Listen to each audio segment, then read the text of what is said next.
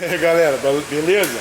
Então vamos lá, vou mostrar um negócio pra vocês aí, porque na minha convicção isso aí já é normal acontecer. Mas vamos lá.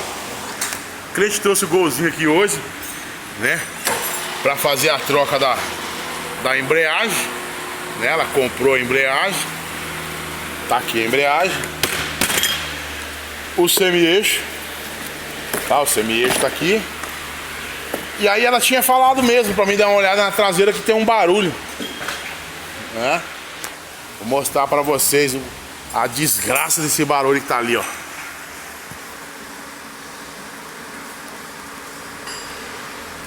Tira ali, Luciano.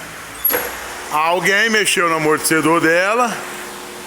E já deve fazer muito tempo, porque o alicate de pressão aqui, ó, tá até emperrado. Vai ter que baixar tudo, hein, mano. Nossa. Aí, ó. Alicate de pressão tá até enferrujado. Com o meu aqui, ó. De tanto dar porrada. E é isso aí, ó. Aí, ó. Olha aqui, ó. O que fez. Olha o que fez nos dentes do alicate de pressão. Se fez isso nos dentes, olha o amortecedor ali, ó. Aí, ó.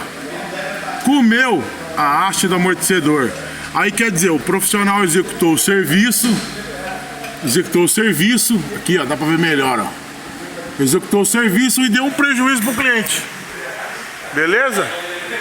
Então é isso aí, ó. Barulho, golzinho com barulho na traseira. Alicate de pressão é o defeito. Valeu.